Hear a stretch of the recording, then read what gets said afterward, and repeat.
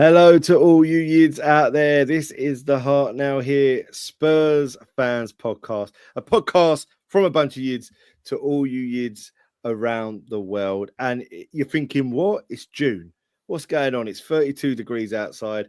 Everybody's looking for where the cricket is. Everyone's thinking what parasol they're going to have under their beach bench or whatever.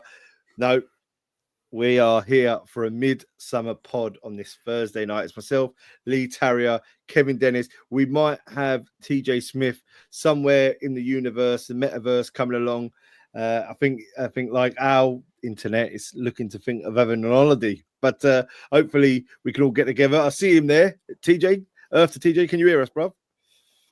I can hear you. The connection's dodgy for some reason. I'm trying to sort it out, but I don't know if you can hear me back. But yeah, definitely we can hear you. Internet is allowed a break as well, mate. But the internet don't work too good in the sun. I'm not used to it. Factor 50 on the cable. But we're all here because obviously, look, it's been quite a big couple of weeks for Spurs. I think Kev put it perfectly in the post that I know many of you saw. Close to 2,000 views. Looking at Kev's message the night Ange left, I was fuming. But we'll get to that. We've also got fixtures, but something that is really important and that the lads, especially these two lads here, have been putting together in the last couple of weeks alongside all the major news, and that is the Heart Now Here boys are having a party, ladies and gents. The Heart Now Here boys are having a party with a proper Spurs boozer. We are going to be at the Bill Nick on Saturday the 12th of July from 3:00 till whatever time you want to go home. Don't tell the Bill Nick I said that. they might have traded hours, but they're good eggs. And so it was something that we spoke about just before the end of the season. It was in a post where we thanked you all for the way you listen and you watch. Like tonight, we're on streaming platforms, we're on live platforms across social, and we thought, what could we do? What could we actually get off the ground in the summer to look back at what was a great season, both for Spurs and for the pod, but also to look forward to what could be even a greater season, which we know now a lot is going to happen. Then, Kev, I'll start with you. Like, you've got the plans in motion, mate. It's, we're less than 4 weeks away from a big old knees up. Yep. People called it on and been calling it on for a while for us to do. I think, we've been very hesitant to do it just in case we get just one or two people turn up for a big party. But no, I think we as us and our mates as well, I think, believe it or not, I think we've missed each other since Bilbao. And I think it's just an excuse to get together and have a good drink. I mean, like I said, it's something we've always wanted to do for a while. And I think we're probably at the right moment to do it. And like I said, the football's been missing for a while. I'm missing it. I mean, I've had to try and watch that World Club shit that's been on the telly and I can't get into it. So I've been football starved. I've been out in the garden laying new grass and I need to get down a pub and have a drink somewhere. So this party couldn't come at a better time and it's a great way for us to reconnect until we see each other again in Udinese or at home to Burnley. So yeah, it's great to get the guys down in Bilnick are going to put something special on for us and it'd be just great to see everybody and have a drink. And listen, when you drink with us and you drink with our circle, it's always carnage. So I'm expecting a fantastic day. I love day drinking as well now. So it'd be great. It's the best. It's the best, mate. I mean, like, talk about July. I mean, TJ, you've got a fucking right quiet July, mate. You ain't got nothing on. So the 12th of July must feel like it's something to put in your diary, right? Or am I wrong? Yeah, so obviously getting married 2 weeks is Saturday. So what do? We thought, it's not enough having a big fucking piss up from our wedding. We're going to put something the week after, literally the week after. So, yeah, the missus ain't too happy with the brownie points there. We was meant to have a few days off and go to a nice hotel and all that. And straight down to fucking Bill Nick. But, I think You're married by then, mate. You're married by then. No, that's it. I'm trying to get as much in as I can. He will be married. He will be married on his wedding, and he'll be divorced by the Heart Now Here party or after it. What's the first track the DJ's playing? DIVORCE. Yeah, mate. Honestly, sorry, I'm still trying to fucking sweat this internet. I don't know what's going on here. No, but it's going to be. Listen, I honestly can't wait for this party. like Kev said, we've been sitting here thinking we this was always a goal, right? When we started this, we always said we'd love to organise a pre-season meet-up for everybody because, you know, out of season, people do their holidays and stuff. But it'd be nice to have one little thing where you can meet up with the boys. You know, we're off for like nearly 3 months in the off season, so yeah, I think it's a good idea. It's something that we've always had. It's the brainchild. Nobody else really does anything like this. I know there's a couple of meetups organised unofficially, but for podcasts and platforms, I think we're the first mover on this one. So I'm hoping it's going to be big. I know it's going to be big, should I say, because we've got so many people who already told us that they're coming. It's a free event, guys. You ain't got to pay a thing. You just got to get yourselves down there. It's in Tottenham, so it's local to where you're used to going. It's a familiar place. The guys at the Bill Nick are fucking. I mean, they're like family to us, so we know them really well. And for them to be putting it on is just epic. It's going to be live music. There's talks of a little auction going on with some Spurs memorabilia, and yeah, it's just going to be an absolute piss up, and we're glad to be hosting it and putting this one on for you guys. Massively, and Leah, also Leah, I just want to mention that some response from the party has been great in terms of probably finding out more people that listen to the podcast than I know, and new people coming through in the inbox who said they'll be there. There's people traveling from Midlands and everything else to come down. People traveling from Kent coming over. I mean, it's not a nighttime thing. I mean, it's a daytime thing. You'll have time to get home. I mean, a few of the Midland boys messaged me and asked me where I could stick him in a travel lodge. So I've stuck them up near me in Ware. So I'm sure we'll end up finishing the night up in Ware as well. So having breakfast in the Beefeater the next morning, eh? Mate, exactly. That's why I told it to him, mate. It's the best breakfast you'll ever have in a Beefeater. And yeah, I'm just really looking forward to seeing some people. And I love meeting new faces as well as you do, as you guys. So yeah, I'm like really, really like nervous about it because it's our thing, and like T just saying, no one's ever done it, but really excited about it. And you know what? If no one turned up and it was just our lot, if you know our lot, you know we'll have a fucking party anyway. But yeah, I think it'd be great to have everybody down who's never met us before. And yeah, like you said, just DJs, memorabilia, sales and auctions, and yeah, mate, it's going to be really, really good. Oh, mate, it's also a free. It's also a free event, Lee. That's one thing I want to hammer home. This is going to cost you nothing but whatever it costs you to get there, and obviously the drink. I can't afford 2 bar bills in a week. Fucking hell, do you know what I mean? But it's yeah. So whatever, like, you just got to look after yourselves in terms of drinks. Like, there's no entry fee, no tickets. It's a purely free event put on by the heart. Something, do you know what I mean? There's something that's quite rare in the summer to have a free event. So yeah, I'm excited. I think it's going to be great. So I mean, if we do blow my own fucking trumpet, but yeah, it's going to be fucking epic.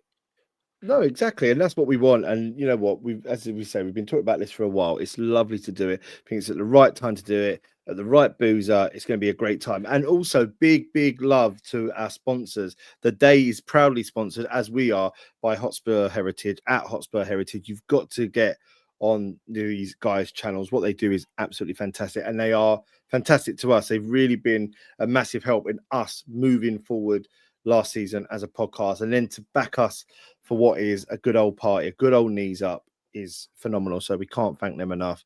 And it's just a way to sort of count down to what is a very intriguing season. A season that starts, if you don't count the pre-seasons, a season that starts competitively on August the 13th, Kev's birthday with the Super Cup.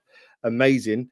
And we're going to be doing that with a new manager. Yes, Thomas Frank is now confirmed as Tottenham manager. We obviously spoke about it a little. I know I did a post on the way to work because it's pretty much been a done deal for over a week. But what has been key to get the deal signed, sealed and confirmed was Thomas Frank getting his team over, including an Edmontonian in Justin Cochran, a guy that went to Howard and was at QPR. He was at Spurs, did some stuff under Poch's era back in the day, and is in the England setup as well. So massive respect for him. And I know there's a lot of kudos that he's in the football circle around him. He's great attention to detail. Read a great article in The Athletic today about him.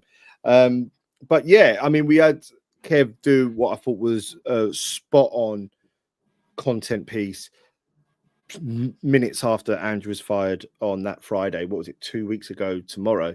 And I was angry. I wasn't angry that he was gone. I think we've on this pod at times this season, we've all kind of alluded to the fact that where we were wasn't good enough. And it's hard to take. But then it's also hard to take because he won us a major honour, a European trophy. We haven't done it in 40 years. We haven't won one in 17 years, regardless of what the cup may be. So I was sad because I just felt that if you wanted to do it, why didn't we do it earlier? Not just for him and a clean break and a way to go out a hero without us kind of having that weird 2 weeks bit, but also it left us 2 weeks behind in everything else you want to do. We've been looking at clubs making signings. Man United, Arsenal, Liverpool. We've got to look at those as our rivals. We're in the same competition to them in both the Prem and the Champions League, and they've started to make moves. And the more you've got to look for a manager, the less time you've got to look for players, because a lot of the focus is on doing the deals with the coaches coming in. So I was just angry at the board, and we could talk about that till we're blue in the face. We have done. We've had people on that have been against the board for many years. But that's done now, and Ange is a hero. He leaves a hero. There isn't going to be that weird bit of, if it didn't start well, that it turns against him and it sours what was a beautiful end to what was an amazing 2 years, where the good and the bad, every week was a talking point because of his style and what he'd done and the way he conducted himself, and it ends in glory. But now, looking forward, if you were to tell me who we would get, I think we've got exactly the right man. I think we've got a man that is, he's not obviously been at the very top, but he deserves it. He's very calm, cool, collected. He's great at in-game management from what we've seen, and he knows how to work well with man management. And Thomas Frank, I think we've got a good appointment there, Kev. I've said a lot there, but how do you feel about it all? Yeah, like I said on the message I sent out, obviously was gutted because of Bilbao. I mean, if it wasn't for Bilbao, I don't think a lot of us would have felt so gutted about it. But I understood it at the same time in times of timing of a pre-season coming up, transfer ambitions of players that you want. You want a guy who's going to come in and have a couple of months to really look at what he's got and see what he can improve on and what players he wants to bring in. And obviously training and pre-season games is plenty of time to really stamp your style on how you want this team to play. But yeah, the appointment doesn't surprise me in terms of the type of manager he's got in, where someone might need a bit of a step up in their career. I mean, I always thought he was going to go for that sort of manager. He was never going to go out and get a Conte type again. I think he might have learned his lesson from that, just probably because the way he conducts his way of running the club, it doesn't suit managers like that. So it does suit someone who's going to come in, work a lot with youth. I know we heard that from Ange, which we didn't see much of, but he's willing to do that. And obviously you've seen him do that at Brentford as well. So yeah, listen, it's a big step up for him. It's a massive club. Now, no disrespect to Brentford, but we're on a different level, in a different stratosphere than them in terms of what we are globally. So, yeah, I mean, any manager that comes in, whether I've fancied them or not, it is what it is. They're in the door. They always say the right things in their first interviews. I mean, we've had an interview from our chairman this time around with our new communications guy, or whatever his name is. That is it Vinny? I can't remember his name. Vinay, the CEO, yeah. So, I mean, you saw a lighter side to Levy that you never see, and I don't know, maybe a bit of a PR stunt in terms of that video, but everyone's saying the right things at the moment. But listen, we've been here before with managers who've come in and said the right thing. We've seen messages from Levy about want to be ambitious, and we see that we don't spend enough money, and the wage budget isn't ambitious. So, I mean, you can't blame us for sitting there and thinking, we've heard it all before. Let's see what happens. And that's the kind of boat I'm in. But I think we've got a better manager in tactically this time. Whether he's got the likable factor like Ange and he might, come across with the players different, I don't know. But, I mean, we've got someone who's got maybe a bit more of a tactical brain. So that side I'm looking forward to. I'm looking forward to seeing in-game management change. So, yeah, sad about it, but also understand it. And we've got to move on. For sure. And TJ, we bring in a manager like this because you've got to think about a project, right? We've had instant managers in the sense of Conte and Mourinho, where it's about win and win now. And there was a project to it, should I say? But I think last year's league position and probably the way that he conducts his style with his teams and the injuries that causes halted that project probably at the right time with a trophy. He's delivered on his message. A club's always got to go forward. A manager doesn't stay there forever like the club does, like the fans do. With that in mind, you know, do you believe this is a project manager? Do you believe that that's where we are right now? And do you believe that Frank's a good appointment? It's tough. Like the statement that stands out to me is the king is dead, long live the king, right? It's just move on, isn't it? It's just, this happened, you just got to go and move forward. Like, if you look at it in isolation, Bilbao was probably the best night of my life supporting Spurs. And for Ange to give me that, and for that squad to give me that, that was enough for me to give him another go. But I don't think, like, my worry was always that the powers that be were always going to call time on him at some point. Therefore, they weren't going to back him in the transfer window. Therefore, we're just delaying the inevitable. So I saw it coming, if I'm being totally honest with you. I always thought, like, looking at the league form, it was always going to happen. I think Ange always pointed to the project and, you know, like, this is the start of something. And then, so the board sacking him has basically halted momentum. And I think that's the hardest thing that Frank's going to have to do, is come in. And, you know, most people, when they replace a manager, it's very rare that you replace a manager who's just won a trophy or who's just had success at club, right? It's normally because there's been failures. So you get that instant kind of, right, it's a new start, let's go again. I'm going to give you a bad example of this, and that's United. United haven't been the same since they sacked Ferguson. It's like literally nothing's changed since they sacked Ferguson. They've only gone backwards. So all this, like, everyone's like, oh, you know, it can only go up from here. It definitely can't. It could go down as well. But all this being said, I think it probably was the right decision to move on with Ange, given how bad we were everywhere else. If we'd have lost that game, like Kev said, if we'd have lost Bilbao, this wouldn't even be a debate. It would have been like, he should have been gone sooner. So, like, I'm gutted about Ange, mainly for the fact that he's given me such a great night, and it's killed momentum. It really has killed momentum going into next season, because I feel like that gave everyone a belief that they could do more. But I actually wanted Frank before we got Ange. I think I said I don't mind. I think it's even on the podcast, I don't mind Thomas Frank. Yeah, I think he's a good tactician. I think he's adaptable, which is what we were missing last season. He's not wedded to a routine. I also think he works well within parameters, which, given the establishment we have, that's something you're going to need. But I also think he if you're going to have someone come in to follow someone that was very liked by a squad, I think Thomas Frank and his track record shows that he's the man to do that. He's the sort of man to get players on side. He gets people to buy into his projects. And listen, like you said, you asked me if it's a project. It is a project, and that's the thing that's a problem, is that it almost feels like the reset button's been pushed when we didn't want it to be pushed.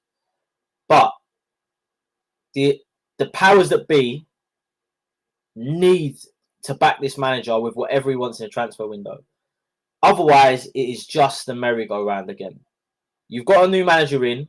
You've got your Champions League financials coming in.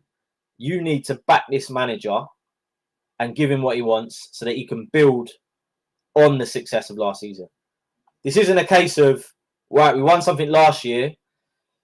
The manager didn't do well in the league, so let's now build again from zero. No. We won a trophy. We want more. Like, listen, I'm fully expecting to play a solid team for the Super League, the Super Cup. Hell yeah! Like, I want him to get there to win that. Like, yeah, honestly, that game is more important than the Saturday game, which is the first in the league, in my opinion. I agree. Do I think we'll win it? I don't think there's many Spurs fans that do, but I'd like to go out there and not get trounced like fucking Inter Milan did. So, God, yeah. Listen, it is a project. We've got to give him time. He can't sit there after 6 games and be like, "Oh, we picked up where we left off in the league, and we shouldn't have sacked Ange." You know, all the questions start getting asked. I think we've got a favourable draw. first game of the season. I think that suits us. Having a promoted team at home.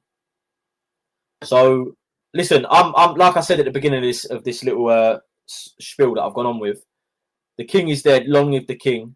Thank you, Ange. But now let's get behind the man who's in charge, which is Thomas Frank, and buy into whatever brand of football he wants to bring.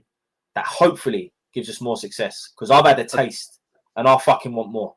Big time. I'll tell you what was impressive. I don't know if you boys watched his Spurs bit, his little interview bit he did, but I like that. He was full of praise for Ange, and I like that because I don't really want anyone to forget of the achievement he still did when really, I mean, everyone was against him in that second season, including our own supporters and the media especially. Once they knew that they could get a reaction out of him, I felt like they were complete arseholes to him. So, I mean, he done a fantastic job in the end of winning that cup, and he sort of said, didn't he? He said he's a legend of the club, which I think you have to put him in that bracket, regardless of the league form. He won us a cup. And he's also just literally just picking up where he left off in terms of the foundations. And he was freely admitted that Ange sort of built a foundation and a winning formula now, and he's got to now take that on. And he was never going to be in these competitions with Brentford. So, you know, he's really got to take it in his stride from the off, because this job it can make or break a manager. It can ruin careers coming to our club, and he's took the risk, and obviously he knows a few people in Johan Lange and all that, so he's got friends in there. Might be able to afford himself a bit of time, but you know, I don't know. I did fancy the Bournemouth fella, if I'm honest. First, I think what I've heard is they knocked on the door and he said no. So I can see what they were trying to get. They wanted to find a Brighton, a Brentford, a Bournemouth manager who's, you know, sort of worked wonders, a bit like Poch did with Southampton at that point. He was doing things there, and they want a taste of that. And, you know, they want a manager in that is privileged to be at the club. And Ange was one of them. And then I think Thomas Frank's one of them as well. So who knows? We'll have to see. But yeah, I mean, first 6 games, if things don't go great, what we can't do is turn on him, and we need to support him. And I think we'll see our ambitions with our board through this transfer window as well. I mean, the players we've been linked to is exciting, but we've been linked to so many players over the years and never got them. So I can't read it and get excited until TJ always says, until Fabrizio Romano says, "Here we go." To me, it can be shit out the back of the Sun newspaper, you know. So if I don't see "Here we go," I don't listen to it. No, if it don't start with "Here we go," I don't want to know. But it's really true. We got mates in our group chat that post any sort of shit, any rumour they see, and they all spark off in a conversation about it. And I can't get involved in it because I'm like, you're reading that off like a fan site, you know, until it's concrete. I mean, I don't even count Sky Sports as a concrete source these days. It's you just can't believe it. Some of the sources, Kev, that the boys are putting in there. It's clickbait. I know. But some of the sources, honestly, one of them put something about Damiao in there earlier. Fucking hell, come on. But one thing I'll say, and this is where I guess, like, to come back at his appointment and the Bournemouth guy shutting it down and stuff like that. What Thomas Frank's real quality was, alongside the in-game management, really good man management, you know, sort of adapting his style to the opposition. You know what I mean? They don't play a flat system. It changes. It can change in game. But what was well known was that they brought in players on very little money, and he's a fantastic coach. He makes players better, and therefore look at the players that they've gone on to sell. That, you know, that we're talking about in Mbuemo now, even coming to us at 60 million. I think they got him for 12.75. Like, you know, they've done that across their pitch. Ollie Watkins as well. Ollie Watkins, the Great one player. who went to West Ham. Ben Rama, wasn't it? There was 3 of them up there at one point with Tony himself. I mean, you look at Visser as well. I mean, he's exactly. I mean, quite bang average a couple of years ago, and now absolutely looks like a menace when he plays and a pest. And so I'll make you rightly. I think that is probably another factor that what they've seen. But I mean, who was finding these players at Brentford back in the day? You know, it is all about your scouting system of finding the right player, and also then letting Thomas Frank work with them. But they need to get that right, and hopefully he looks at the team and says, "Look, I've got some good young players here, but you know, we kind of need some steals somewhere. We kind of need a bit of experience." I mean, he had a few experienced players in his Brentford side, so hopefully we've got a bit more pull and going out and playing the Champions League and buying top players, and we'll have to see. But yeah, I mean, I can only be that's excited. the thing. I'm always excited. That's the thing, because I'm really excited because I think he is going to develop players. I mean, I think we're going to see an added layer come on to players like Brennan Johnson, who has got something there. I think Kulusevski, I think attacking wise, we are going to get the best out of some of these players. But do you think that because of his track record at making players better, players that didn't come with hefty price tags, that's a major reason that they bought into him? Because we've already heard the rumors, whether it was official, like we've got to sell to buy and stuff like that. Is it like Thomas Frank makes players better? We've got players, but we will also buy those sort of secret talents that he can make better. And how does that then factor into our overall ambition? Yeah, I mean, we've got players in that team now. Listen, you know what it's like.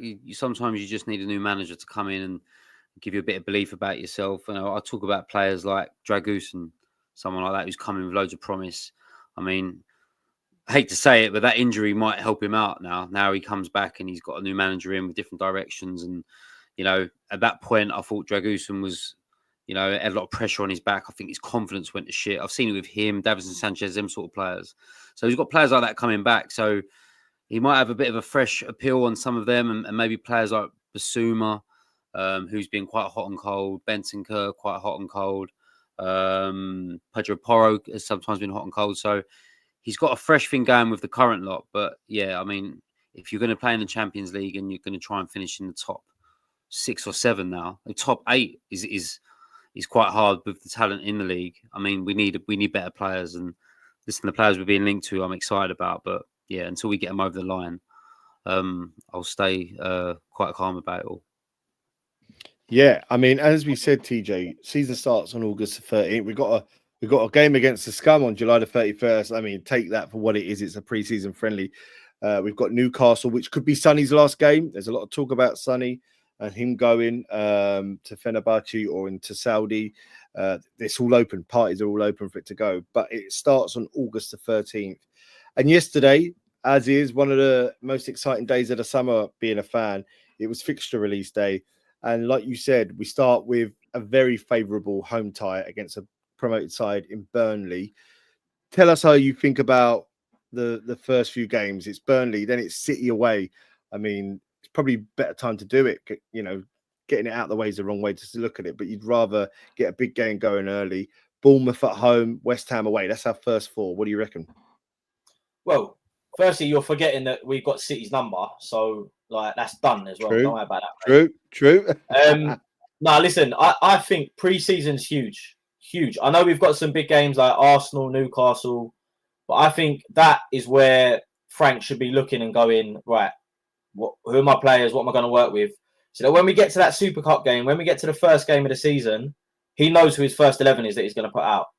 Yes, he can still be doing business in the transfer market. I mean, I'm hoping, again, the boys at the top are fucking working on it now. Like, I hate this about Spurs, that we try and long deals out. That is the one thing that we need to change, regardless of whether we spend money or not. We need to get the deals we want to get done early, so they're there and get embedded in through pre-season.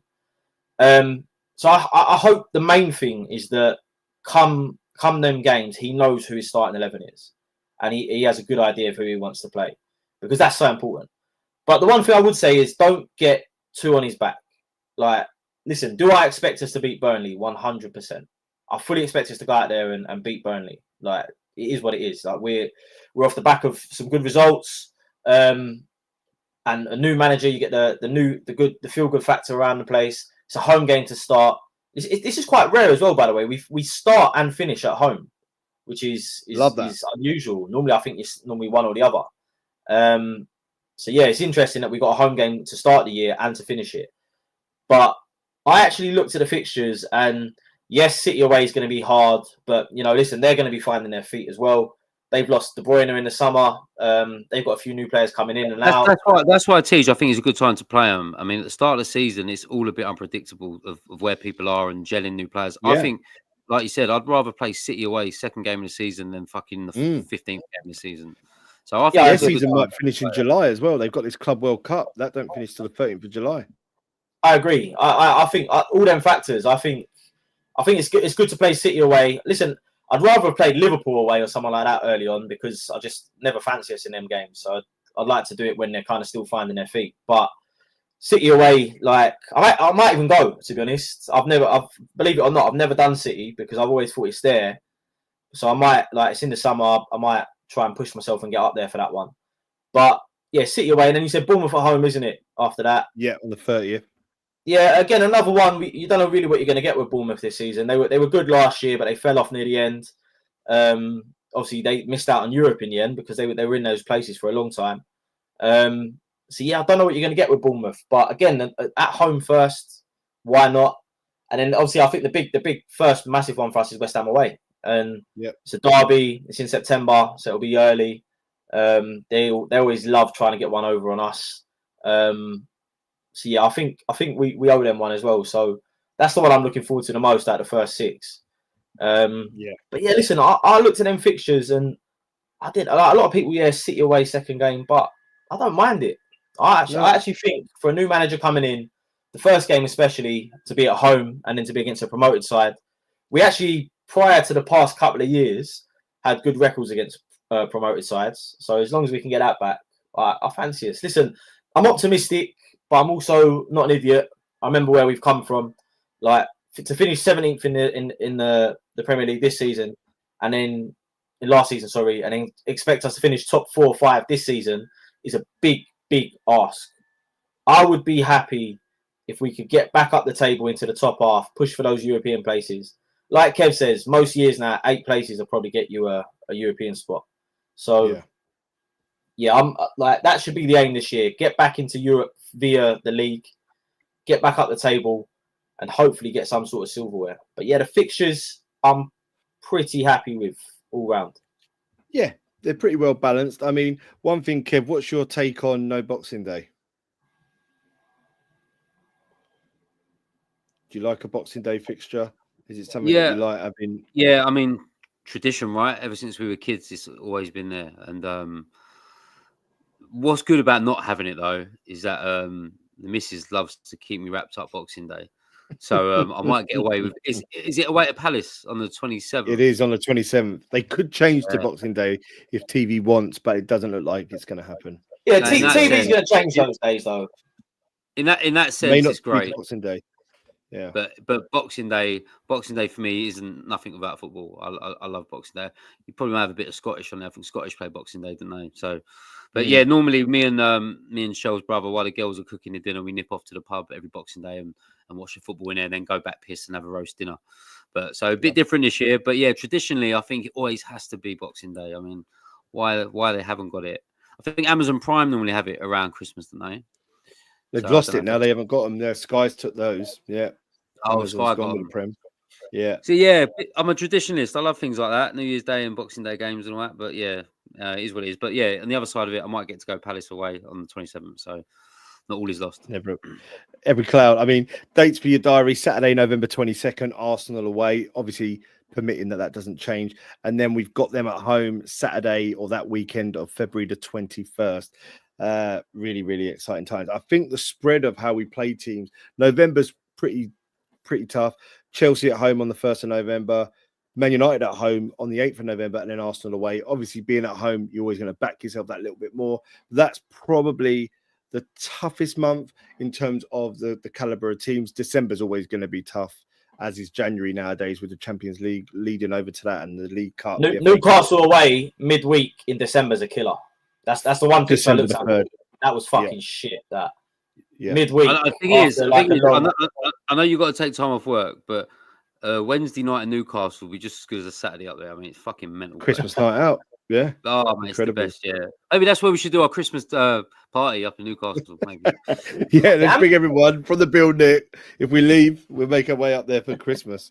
But no, it'd be great. And I guess then, yeah, with that in mind, lads, I'll go back to our party. You know, we've obviously this is one of our sort of midsummer podcasts where we're just sort of wrapping up and talking about what we've got. And the major thing is, as we announced at the start of the podcast, ladies and gents, is that we are hosting a free party. Yes, a free party. You do have to bring your wallets, I'm afraid. It's not all free. I mean, don't get me wrong. If it's free, it's for Lee. But no, a free entry to a party at the Bill Nick, just like a home match day on Saturday, July the 12th, 3 p.m. kickoff. So just remember it, just like a good old Saturday kickoff, 3 p.m. We will be there. People are coming from the Midlands, from Kent, from loads of places outside of London. It's going to be a right old knees up. We're going to have music. There'll be a raffle. I might even get on the mic and do a bit of agadoo. I was telling the lads earlier today if the DJ allows me. But no, it's going to be a great time. So we'd love I can account though. I can account that this boy can sing. So if he did do it, your eardrums ain't bleeding.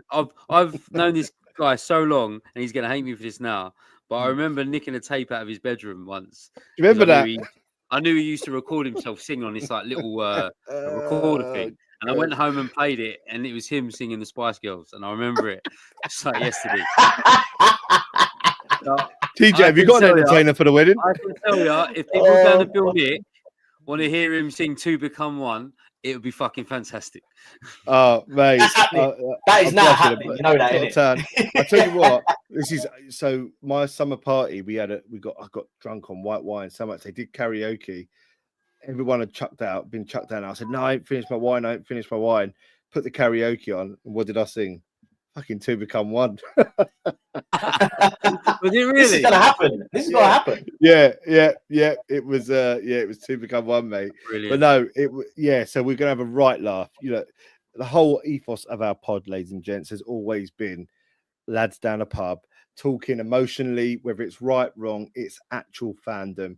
Now we want to do it with you lot. We had such a good season. We're looking forward to such a good season. Let's all get together and enjoy it. And as we say, it's free alongside our very, very, very proud sponsors, Hotspur Heritage, who we love having on board, who have been very, very kind to help sponsor this event, alongside the most epic of pubs, which is the Bill Nick and all the people down there. So listen, I am going to be about in the area. I hope the Bill Nick opens early for me because I'm ready at about noon. By the time 3 o'clock comes, I'll be ready to sing the old bloody Spice Girls album. But yeah, it's going to be a bloody good day. So I mean, it's like, well, we're doing this live now. We're already 15 minutes over something else very special, Kev. I mean, normally it's as clockwork as a Saturday 3 o'clock kickoff at 9 o'clock in my house now with Love Island, but we know someone very special on it this year, don't we, mate? We certainly do, mate. And I mean, I've only ever watched 2 seasons, and that's this one. And I watched one years ago because my mate was on that one, Jack Fowler. And obviously, we know Jamie Bradley. Everyone connected to the podcast now will know Jamie Bradley, and big Spurs fans will know him as the boxer that we're on his journey with him. And his brother Tommy is in it at the moment. And if you have been watching it, he's come across really, really well. And I've only said hello to him in a pub once, so I've never actually spoke to him properly. So, but because I'm quite pally with Jamie, me and Jamie sort of speak every night now, and messaging about him. And and he's got me into it this year because he's on it as well, and because he's Spurs. And the way he looked after himself the other night with that geezer, I mean, proper Spurs don't take any shit. And brilliant. What a top bloke. So I mean, I'm really invested in it this year. I mean, I'll probably get absolutely slated when everyone listens to this back. But I'm only in it. And if Tommy keeps playing his cards right and sticks with Megan, I think you'll be all right. And I think you'll come out of that a winner. Another trophy for us. Yeah, amazing. But no, lads, look, we will reconvene online with the pod. We will be getting together the weekend before the Super Cup, or a couple of days before the Super Cup. By that time, there's going to be a lot of that have gone on, a pre-season, summer transfer window. We will be back, and we will obviously be talking. Hopefully, a takeover as well. Well, there we go. We can only hope. We can only hope, and hopefully somebody's won Love Island. I'll be honest with you, mate. I mean, the comment from Kavinsky Nightglow there about the takeover. I'm hearing massive rumours about it, and of too many people now. I think something is brewing in the air. Whether or not that be in place soon, I don't know. But I do think something's happening, and I think if we are going to be ambitious in the transfer market, and I mean like overly ambitious by signing top players, I think something's happening behind the scenes because we're just not that club, and we don't roll like that at all. But if we can get a Mbuemo and we get a Semenyo or we get an Eze, if we can get a couple of them in, I mean, I think something's happening. So I hope so. I think it'll benefit our club. I mean, I've always said I don't want Daniel Levy to leave the club. I just want him to leave the football side of things and stick to what he's good at, and that's the business acumen of it all. But if we can get someone in there who's willing to expand the wage budget, I really do think we're on our way to maintaining success and winning more trophies. And like TJ said, have that taste of what we had in Bilbao, because I'm still watching videos about it and I still get emotional when I watch it, and it will never get old for me. So I want more of that. I want it on a yearly basis, you know. So let's hope that happens, and I think that is the only way it will happen. Is this, if we can get him shifted aside and more money comes in, I think we'll be on to a winner. 100%. And look, listen, can't wait to be back with it all, but can't wait for our party. Less than 4 weeks away. Saturday, July the 12th. Party with the Hark at the Bilnick from 3 o'clock. We kick off till late. A lovely day drink. We all have a day drink now. And we'll have all our content. So on the socials, but obviously keep an eye on our Instagram, our TikTok. We will be obviously giving our views on any news that may break outside of our next podcast. And big love also to TJ. You know, wedding day, mate, just before the party with the Heart. Cannot wait, bruv. Yeah, that's going to be one party as well. Jesus Christ. Yeah, I'll be honest, boys. If you lot recovered in time for the party with the Heart, I'll be fucking surprised. We've got a lot going on at the wedding, man. It's going to be a big day. You're going to love it, mate. We're really excited. At the moment, Shell's doing my nutting about what dress she needs to buy and where she's doing my head in about it. So it's when I roll on, mate. She's doing my Sweden, but I mean, I can't wait. And obviously, we've known TJ for a long time now, and you know, I'm very, very privileged to be a part of his day as well as Julie. And it's the best. I don't want to go too soft in him, but he deserves a bit of happiness, the boy. Good. He ain't going to get it from fucking Spurs. I know that. That's good for me. He's had the 40-year fix. No, cannot wait. And blessings to you and your lovely bride to be, bruv. And we will see you on your wedding day. And we'll see the rest of you on July the 12th. Keep looking for our socials.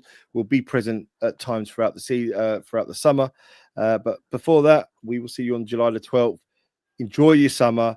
Enjoy a party with the Heart at the Bilnick from 3 o'clock. Saturday, July the 12th, if I didn't let you know. Proudly sponsored by Hotspur Heritage. We'll see you the week before the Super Cup with another pod. Until then, come on, you Spurs. Need some love.